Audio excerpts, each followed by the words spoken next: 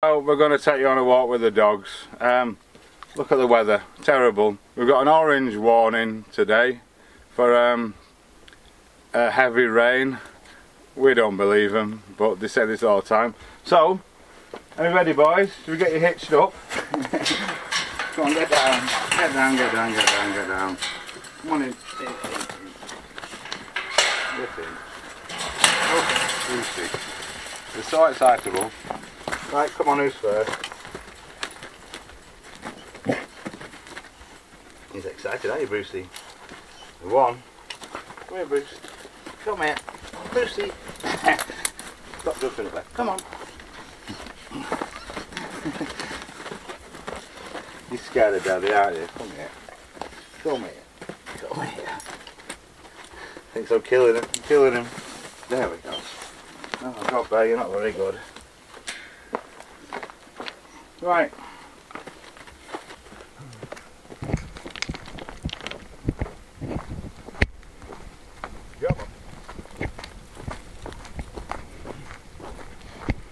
Wait for me.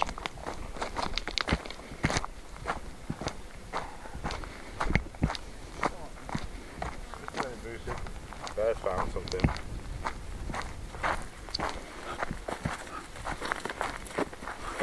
No, you can't go that way.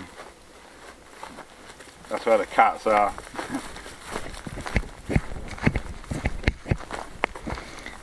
Big black cloud over the mountain there.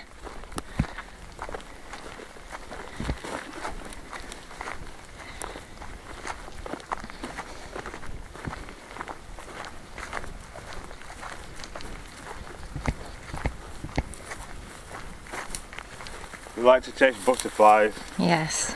They're looking for them. This is their favourite tree. This is where they eat all the old olive stones from last year's olives. They must be delicious. Not. So we always have to stop here. Apparently stones are good for their digestion, so we don't worry about it. We let them have a couple. Not many left? Not many left, no, they've cleared it out. Go on then.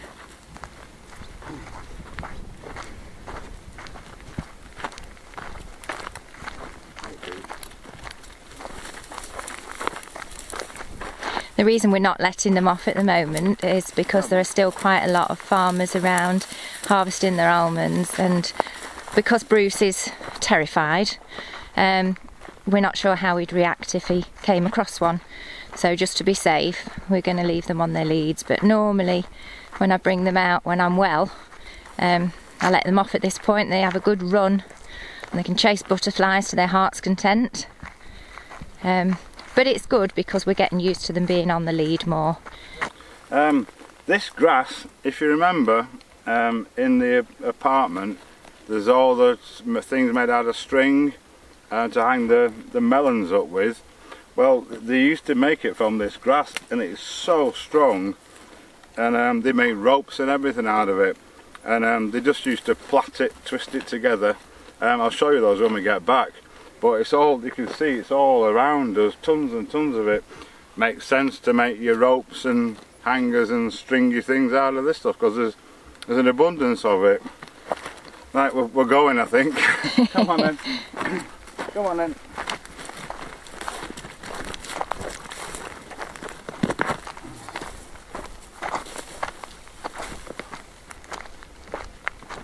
They know their way. They won't go that way because there's the tracks down there and you get tractors on it, and Bruce is terrified of them. He's a big wuss. Come on, Bert.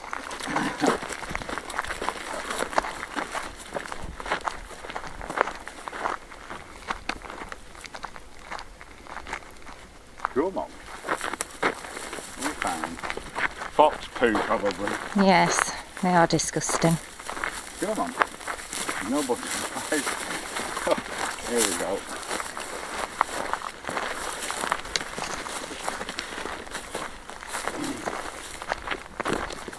Go on, turn right.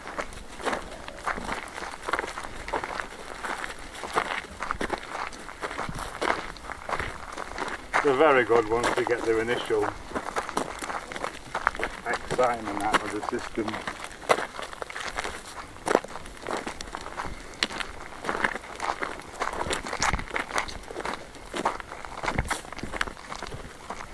Hello, Brucey. Hello, baby. Hello, darling. Hello, darling. Hello, Bear Oh, Bear. they're sitting for treats. Yes, they know. Right.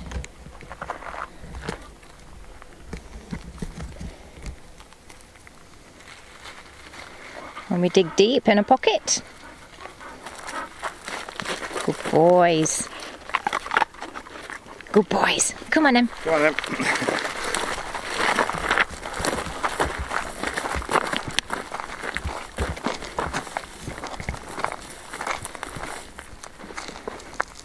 These are the almond trees where, as I say, our neighbour, a farmer, has been picking them. It's 14 hectares.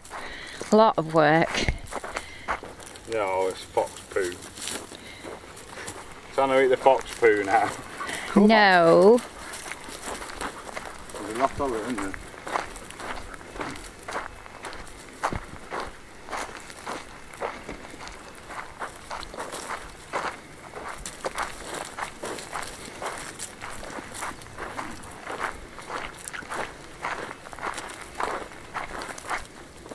Bruce likes to eat almond leaves.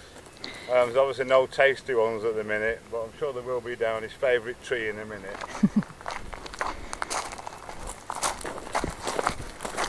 You eat anything actually, it's amazing how much food we're getting through. Two 6-month-old pups.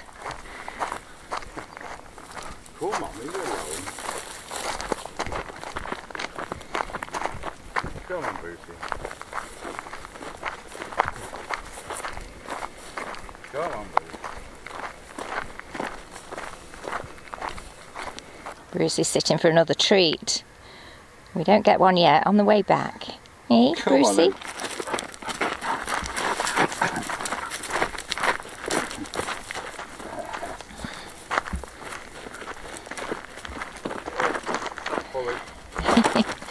Well, you see, that's why I don't take them at the moment, because if I was to slip on these steep slopes, I'd be in trouble with my back, so...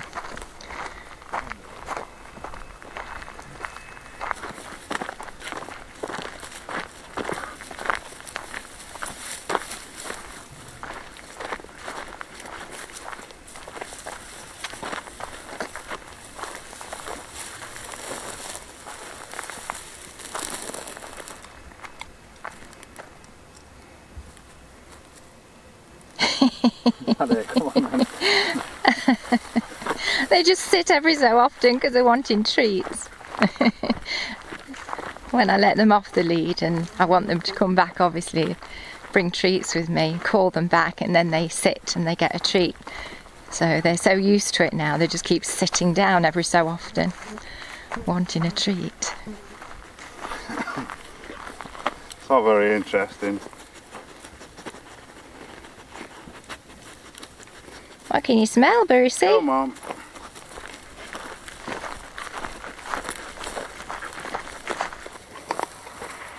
Just found an almond Oh dear. husk. I don't think we'd never fed them. They've just had their breakfast. Brucey's found some new leaves. Bear's got himself tangled up again. What have you got, boys? What have you got? It's back in his tail. Oh, Brucey, Brucey. Hello, Bear He loves his Bear. almond leaves. He does. I bet that's a tasty one.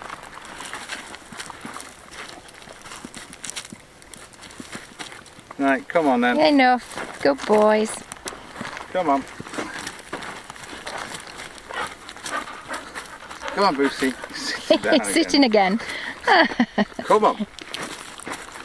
No. Come on.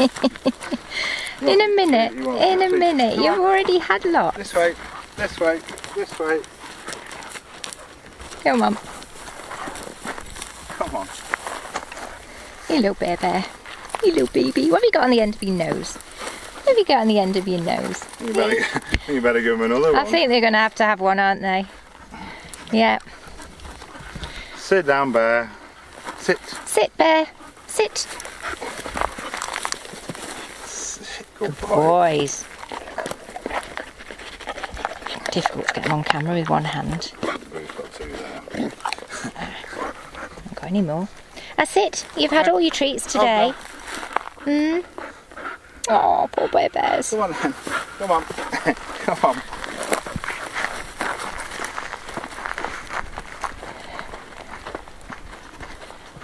And everything's interesting this morning, isn't it? Because it's a bit cooler. Yeah, it's cooler, that's what it is. Yeah. Come on, you nutter. Right, come on, giddy up. Butterfly.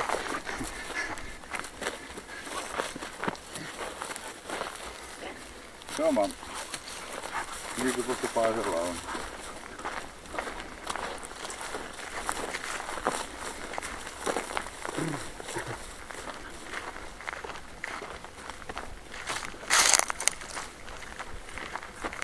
You got an itch. Oh dear. You flecky.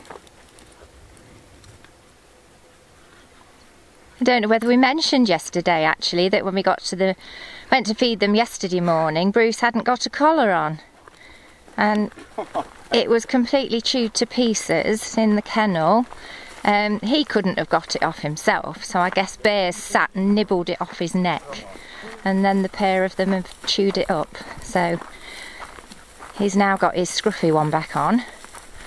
And we need to get them another collar because Bears is getting a bit tight for him now.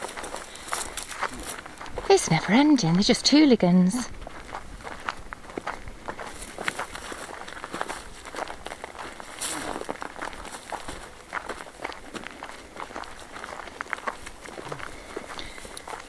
So we're heading back now. I'm not going to bore you any further unless anything exciting happens, but we just thought you'd like to join us on a little walk this morning. We'll catch you later. Okay, so we're back from taking Thug Life out. You remember we talked about the grasses up there, we showed you the grasses. We often wonder how they used to live. Yeah. And obviously living here ourselves now, with, I mean, the place, the beauty of it is, it's in its original condition. Even though people did live here, there was no electric, no water, no anything, so it's never been modified, because sometimes when you buy old places they've had kitchens fitted in them and things over the years, and of course you've got to rip them all out because they're just a mess. But fortunately with this place it's just as it was. It's like stuck, it left in time. Yeah. So the grasses, and this is a rope with, it must be 100 years old. And there's one hanging up, if you can see that, that's on the wall behind Sharon. Yeah. You can't think, I think it's out of shot, but it's the same as this, it's just hanging up outside. And you can see the fibres sticking out. We get a bit closer, where obviously it was made from shorter pieces, just plaited together. Must have been hours of work. Yeah, and it's so strong, even now after all these years, it's not gone brittle at all. This place has been empty. Well, Dad's 94, he was a child here. Yeah. And I think he left when he was about 8, so the place has been empty for 85 years-ish. Yeah. So everything here is just exactly as it was 80 odd years ago. Yeah. We know that because we know the old boy. Yeah. He tells us these things. And yeah, these are the melon baskets made out of the same material. Again, we didn't have a clue what they were. These things, there must be 30 of them hanging up upstairs. And it was Emilio who said to us, oh yeah, that's what they used to hang the melons in, to store them. Fantastic. So we think, what did they used to eat? You know, well, we know they ate melons, they must have grown them around here, we don't know where. We know they've got fruit trees. Yeah. All kinds dotted figs, amongst the almonds. Figs, plums, cherries. We know because they bring us bags of them sometimes. Grapes. grapes as well, yeah. Obviously the olive trees. Yeah, so I think a lot of what they ate came from the land. Yeah, it's just really interesting to us, isn't it? It is, to try and... yeah. I mean, these things, when we were clearing out the bodega, which Andy's going to take in there in a second and show you the old press, and it still works. It's an amazing piece of machinery. Absolutely original. So heavy. How on earth they got it in there in the first place, I don't know.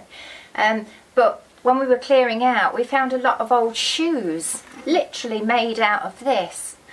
We should have kept a pair for posterity, but they were absolutely disgusting, full of, well, yeah, I wouldn't want to say. They were just stacks of them, and so we burnt them, which is a bit of a shame. And the original, if you can imagine, these are placemats, but for the press, there were much larger scale, stacks of them. This big, so if you imagine, and basically they put the grapes on here between layers of these. The press would juice them, get rid of, you know, press all the juice out of them. All the pips, all the bits of stalk, all the skin was trapped between these, and then they just throw that away or do whatever, maybe put it on the land for compost, I don't know. But how sure clever. They did something with it. Yeah, how clever. Again, we burnt those because they were absolutely disgusting. Beyond keeping. Cleaning, otherwise really, we would have cleaned one up and maybe hung it on the wall somewhere as, you know, a bit of history. But yeah, it is fascinating, the things that we keep finding. So shall we go and have a look at the press? Let's go and have a look. So inside the bodega, it's now our workshop, as you see on nearly every video. Across the back there used to be 2 rows, big, thick, heavy timbers, which we've still got incidentally. I'm going to build a kitchen out of them or use them for something in the future. But across there, and the barrels used to sit on them. On the wall over there, hang on, I'll turn you around.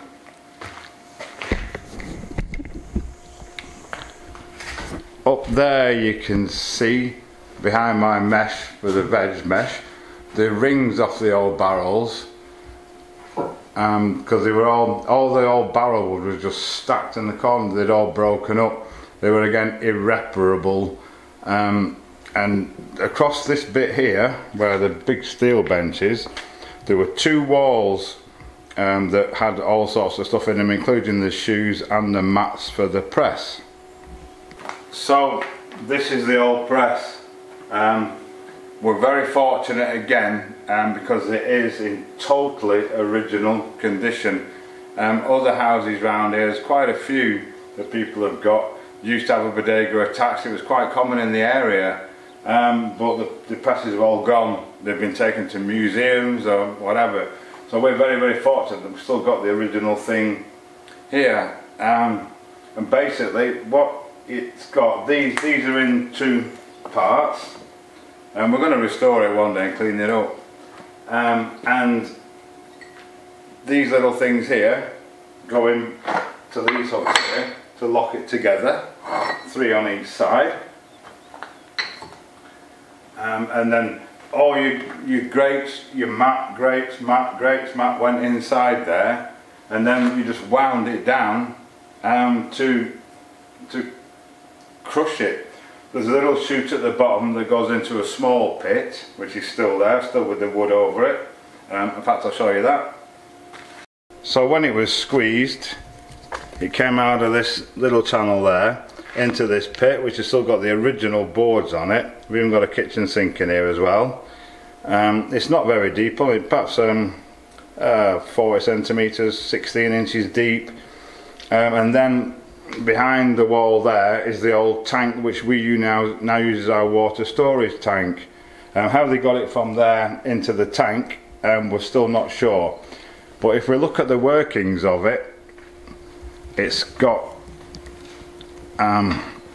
this bar here is what you use to move it with.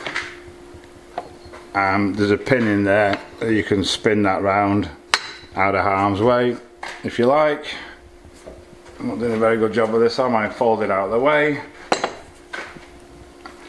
And then that clicks back in there, like that. Now there's a clever bit. I'll try and show you this. In here there's two slots there, and these wedges go in there, and if you see, they've got a taper on them, so they drop in there, so then you can move the press that way, and then they drop and lock in, so you can turn it. And if you can see there, in fact I'll put it back on the tripod. You can see here, as we wind this down, it's winding the thing down, which I assume it's got quite a long way to go. But that's how it works. It's still greased up, it's still absolutely 100% functional. And of course, to wind it back up, you can do it by hand with these, or you just reverse the things, and it goes the opposite way. Absolutely fantastic.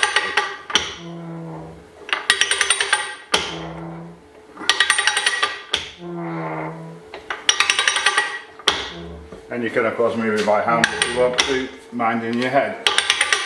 But if you take that out, take those out.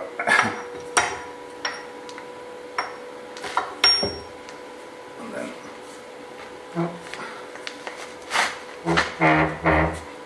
sort of like that anyway. So there we go, but yeah, what a fantastic thing it is. We're going to clean it all up one day, restore it, it'll be a bit of a feature in the workshop. Again, you can see my silhouette, but these are what I want to show you. These are the old boards that used to cover the main tank, the main water tank. We've got all those. We're going to clean them up, plane them down, turn them into something nice one day in the future. We'll see what comes. They make nice shelves or something. And these are the pieces of timber that the barrels used to sit on. They've got bits of furniture and stuff on them, but you can see how long they are. Probably 4, 5, 6 meters, 5 meters long. And these spikes in them, if you remember, in the downstairs in the utility room, we put those big stones on the edge of the floor. Well, these spikes used to be fixed into there were actually holes in the stones that they went into. Incredible. These are the stones in question, and there you can see the hole in the top of one of them, and I guess they just used to fix them in with sand and lime or whatever. But yeah, they're big stones. We couldn't keep them in the workshop because we needed the workshop, but there's another one there, a hole in the end of that one. But we've still kept them and reused them. And again, with the old animal troughs, we've shown you these before, we know. We've still got the hooks that they used to tether them to in the wall. It should be quite a characterful house. Let's say we're trying to reuse everything we can, and you know, try and preserve as much of the original when it's possible and feasible. So yeah, any comments, stick them in the bottom and let us know.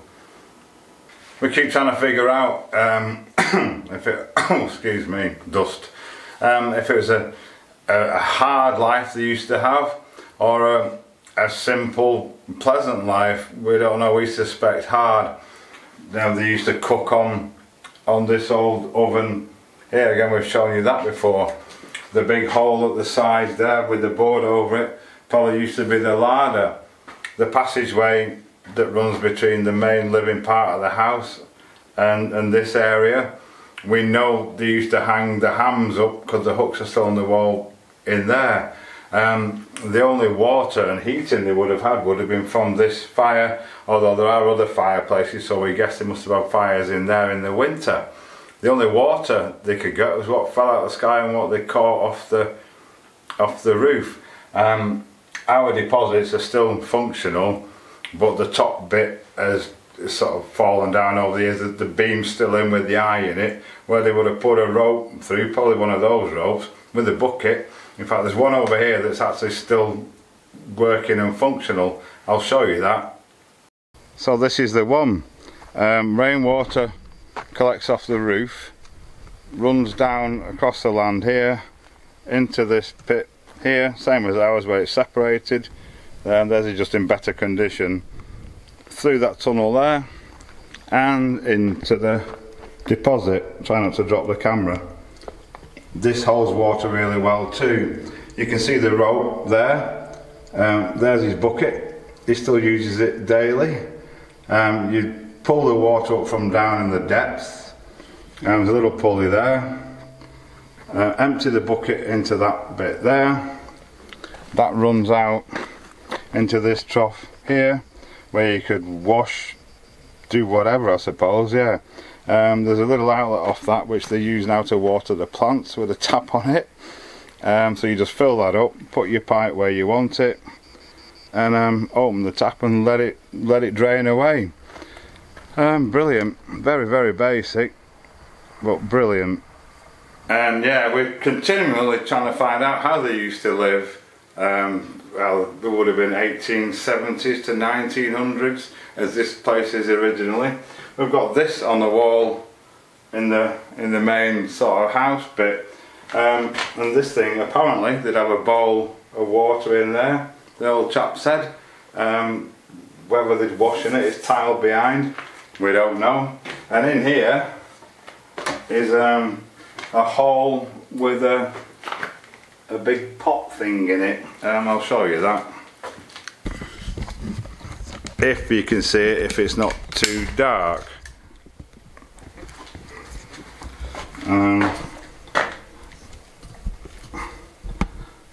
There's inside it's just a chamber with a hole, and it's actually got a pot in it. There you go. Yeah, it's just like a big pot.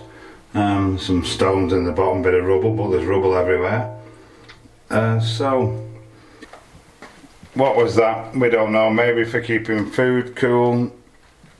Don't know. Still got the original doors on it though and everything. We'll be keeping that. And as much as we dislike that, we'll be keeping that as well.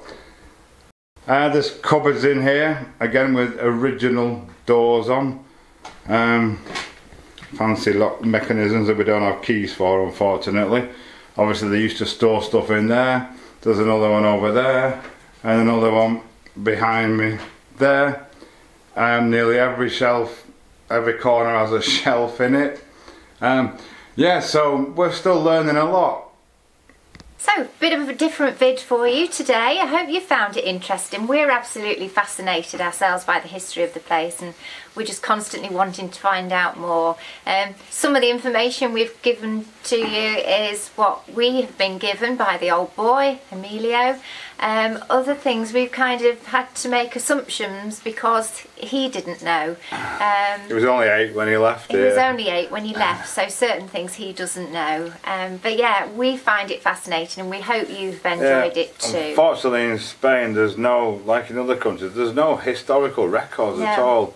You know, nothing. I mean, these properties weren't even documented as existing until, well, I think they said it was 15 years old. Yeah. Until about then, you know. Until about then, that's when the records. Well, there's nothing, you know. I know in the UK you have all these history things and how people used to live and what they used to do, but there doesn't seem to be anything like that. I mean, if anybody does know any sources, please let us know, because we're slowly building up a picture of how people used to live. When they used to make their own shoes and their own ropes and things, and they used to eat melons.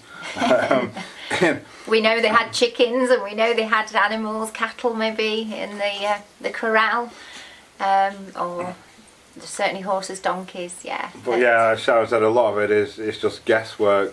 So yeah, we hope you have found it interesting. You know, as we said, we certainly do. Yeah. And anything else we discover, we'll let you know in the future.